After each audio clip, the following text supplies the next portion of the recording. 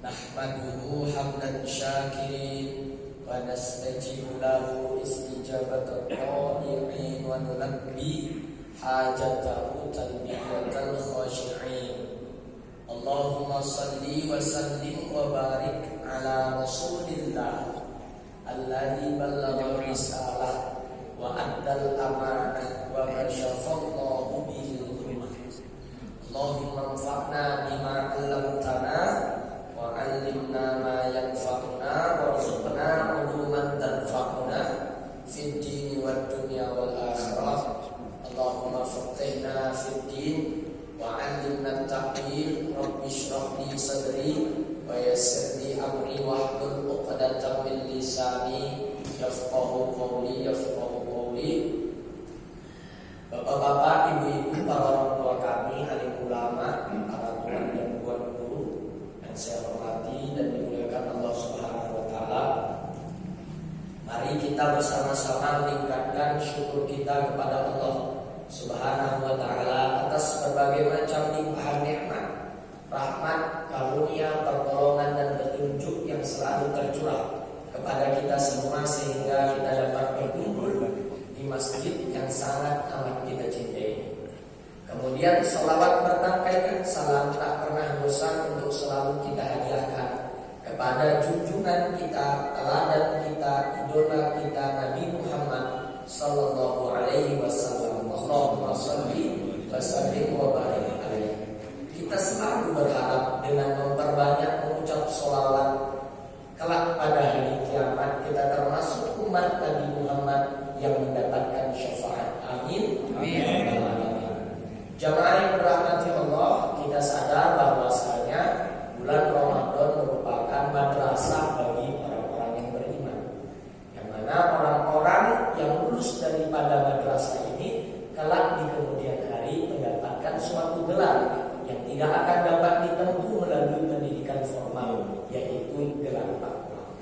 Penting untuk digarisbawahi bahwasanya takwa itu tidak hanya sekedar membangun hubungan baik kita kepada Allah Subhanahu wa taala, melainkan lebih dari itu, yaitu juga membangun hubungan baik kita kepada sesama manusia. Maka pada siang yang berbahagia ini, sejalan dengan apa yang saya sampaikan di awal, kita akan membahas hukukul jawar atau hak-hak dalam bertetangga dalam kitab Ihya Ulumuddin. Nah, sebelum kita berbicara lebih jauh, siapa yang dikatakan sebagai tetangga? Ini penting bagi kita. Apakah saya yang tinggal di Batu 4 merupakan tetangga bapak-bapak yang tinggal di Jalan Teguh Umar? Jangan sampai yang bukan tetangga kita anggap tetangga, sedang yang merupakan tetangga justru kita anggap bukan tetangga. Kata Rasulullah SAW, ala inna arba'ina daran jar. Ketahuilah sesungguhnya 40 rumah dari rumah kita itu adalah tetangga. 40 rumah ke depan, 40 rumah ke belakang, 40 rumah ke kanan, 40 rumah ke kiri, itu semua adalah tetangga kita. Nah, Rasulullah SAW bersabda, al-jiranu salatah, al-jaru lahu haqqun wahid, wal jaru lahu haqqani, wal jaru lahu salasatu huquq. Tetangga itu ada 3. Tetangga yang punya 3 hak, tetangga yang punya 2 hak, dan tetangga yang punya 1 hak. Fal jaru ladzi lahu salasatu huquq, al-jaru al-muslimu dzur rahimi falahu haqqul jawar wa haqqul islam wa haqqur rahim. Tetangga yang memiliki 3 hak adalah mereka yang di samping ia merupakan tetangga kita, ia juga memiliki hubungan keluarga dengan kita, dan di samping itu ia juga merupakan saudara seiman dengan kita. Maka 3 haknya: hak sebagai tetangga, hak sebagai saudara-saudara ataupun kerabat ataupun keluarga, dan yang ketiga hak sebagai saudara seiman. Wa ammal ladzi lahu haqqani fal jarul muslim lahu haqqul jawar haqqul islam. Dan adapun tetangga yang punya 2 hak adalah mereka yang di samping merupakan tetangga, mereka juga saudara seiman dengan kita, tetapi tak punya hubungan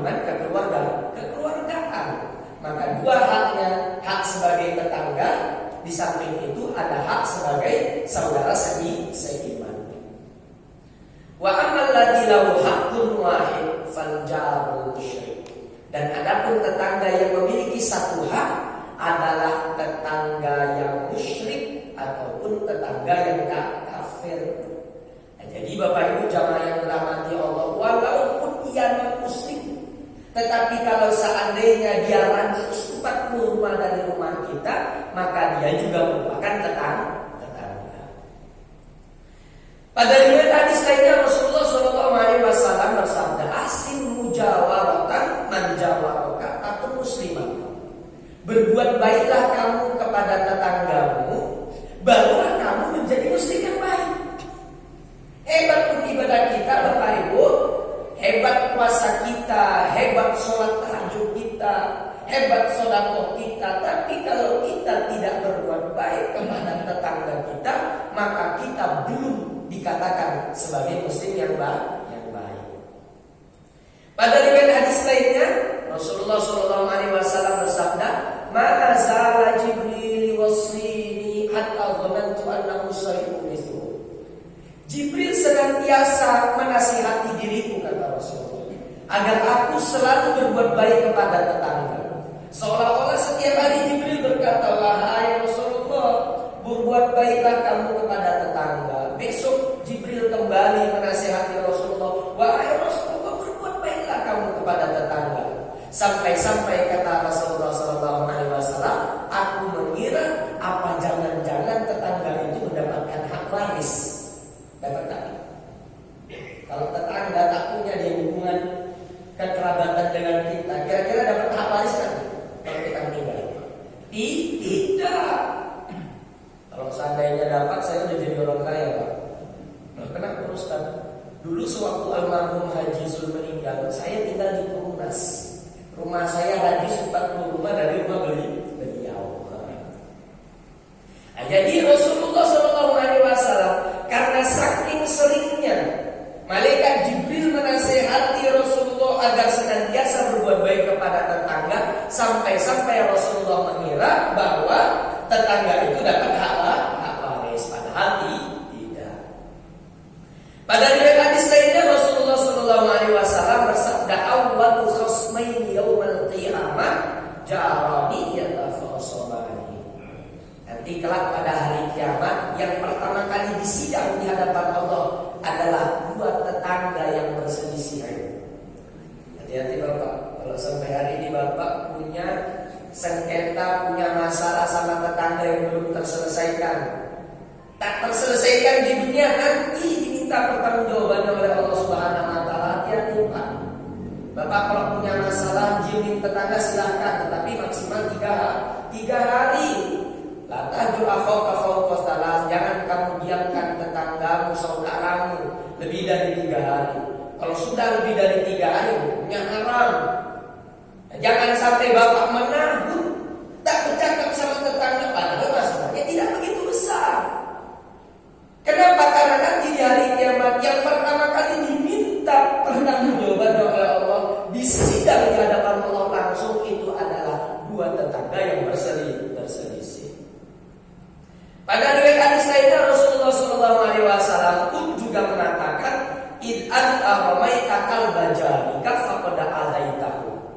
Kalau seandainya tetangga kamu punya anjing, kemudian kamu lempar tetangga anjingmu, itu sama halnya kamu menyakiti tetanggamu, walaupun hanya seekor anjing. Saya pernah mendengar cerita dari salah seorang sahabat saya, dan ini bukan merupakan sesuatu yang patut dicontoh. Hanya karena anaknya setiap lewat di rumah atau di hadapan rumah tetangganya yang Kristen, digonggong oleh anjing yang punyanya tersebut. Malam-malam kata beliau, "Awak racun Ustaz." Diracun anjing itu. Besoknya terkapar anjing. Allah.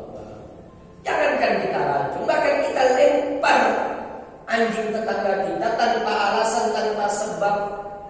Nah, maka itu sama halnya seperti kita melempar batu ke tetangga kita sendiri. Ustaz, anjing itu kan haram, apa ya? Dagingnya? Dagingnya haram. Daging kita bukannya halal. Ustaz, anjing itu najis. Kotoran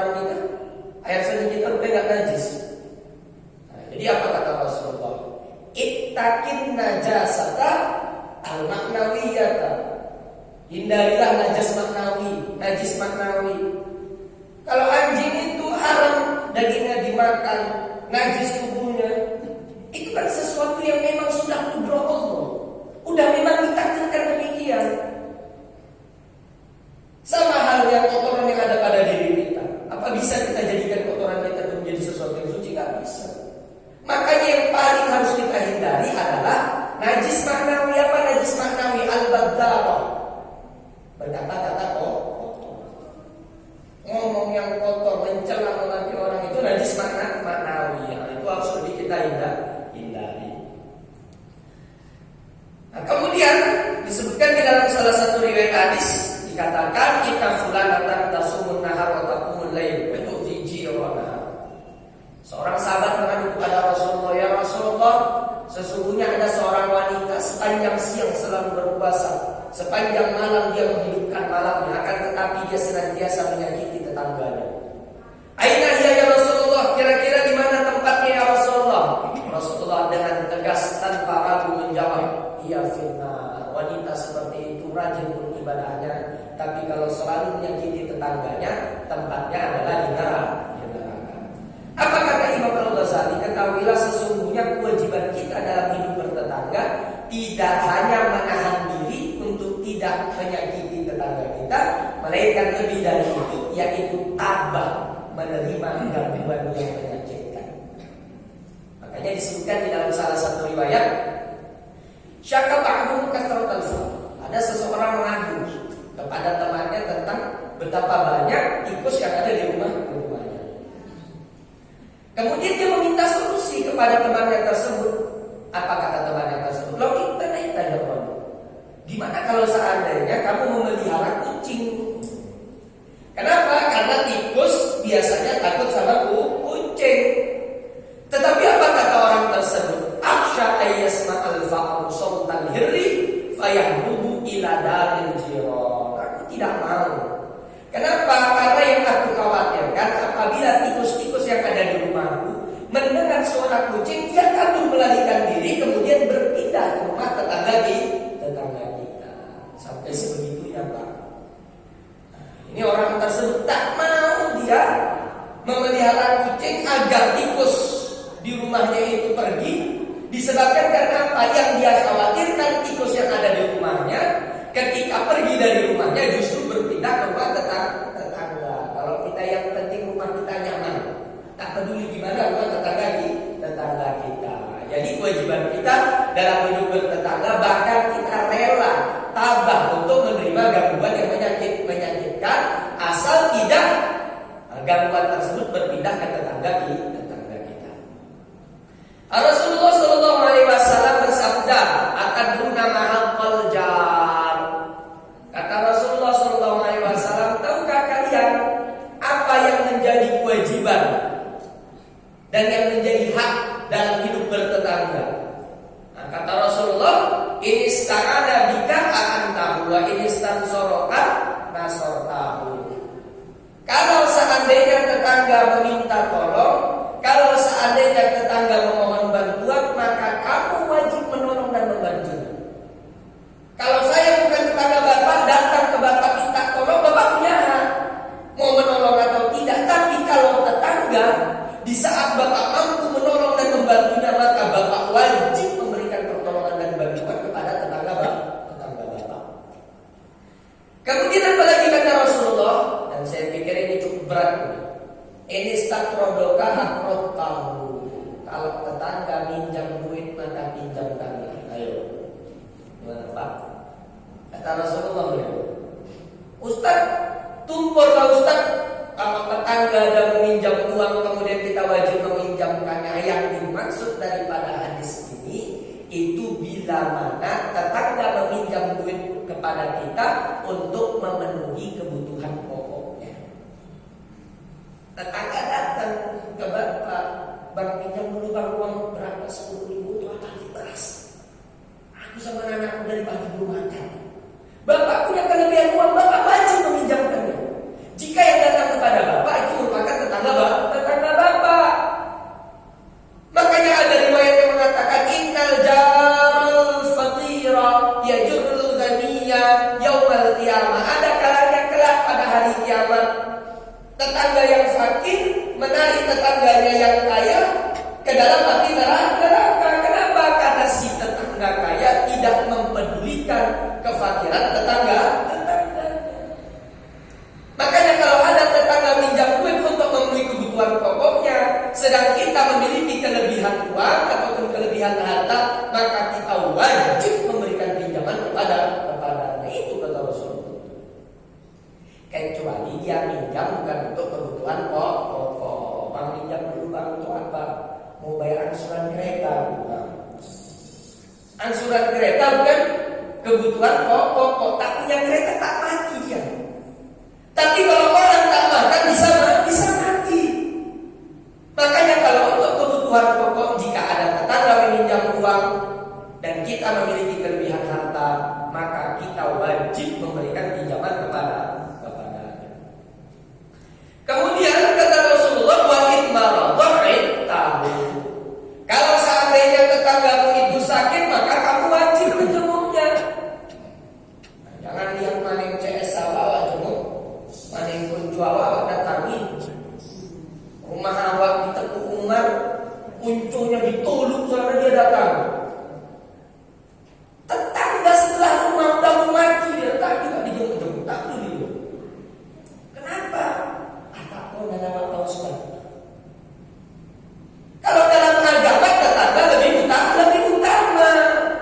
Radius 40 rumah dari rumah kita. Kalau tahu dia sakit, maka kita harus menjenguknya.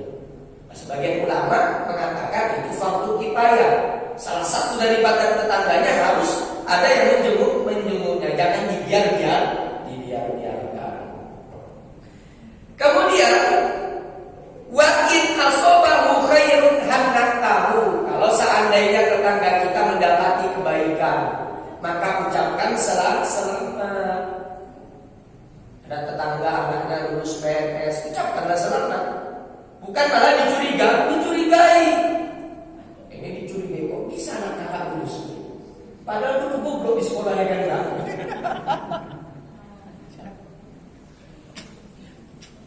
Nah, jadi kalau tetangga mendapati kebaikan, ucapkan selamat. Itu bentuk bahwasanya kita ikut berbahagia dengan kebahagiaan tetangga kita. Sebaliknya in asobathu musibatun azaitahu. Kalau tetangga tertimpa musibah, maka kita ikut berduka. Kita menguatkannya, bukan malah mencari-cari sebab di balik musibahnya. Kebakaran rumah tetangga kita, pantas orang tak pernah datang ke Mas Ojo. Nah, jadi tidak boleh seperti itu. Musibah itu ada dua. Yang pertama, musibah itu barangkali berupa ujian. Yang kedua, musibah itu barangkali berupa azab. Penerapannya bagaimana? Kalau musibah menimpa diri kita, anggap azab, Pak. Walaupun pada hakikatnya itu merupakan ujian. Tapi kalau menimpa orang lain, anggap itu sebagai ujian. Jangan terbalik. Kalau menimpa orang itu kena azab itu. Memang tengok tak pernah puasa, makanya kena azab dia. Begitu menimpa diri sendiri, oh diuji. Apa diuji kalau sudah tak orang? Nah, jadi kalau ada tetangga kita tertimpa musibah, kita juga ikut merasa berduka. Kita kuatkan tetangga kita. Nah, kemudian sampai kata Rasulullah, wala tasta'li 'alaihi bil bina fatahjubu anhu illa bi'idni.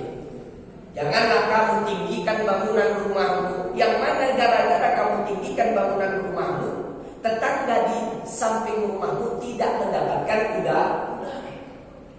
Orang tanah tua, Pak Ustaz. Islam tidak hanya seperti itu, Pak. Walaupun tanah Bapak, tapi kalau Bapak membangun rumah gara-gara rumah Bapak, tetangga di sebelah rumah itu mendapatkan kesulitan, tak boleh, Pak. Jadi kita harus tetap memikirkan kenyamanan tetangga kita. Bukan tak boleh Bapak meninggikan bangunan, boleh. Mau 5 tingkat, 10 tingkat, 20 tingkat sekalipun itu urusan Bapak. Tapi Bapak harus memikirkan kira-kira kalau Bapak tinggikan bangunan rumah Bapak, terganggu kan? Itu harus kita pikirkan. Jangan sampai Bapak punya tanah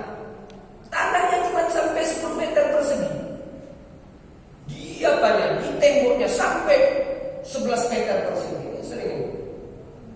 Saya mendapat aduan di daerah kota beberapa itu sampai melewati jalan. Padahal bukan tanahnya.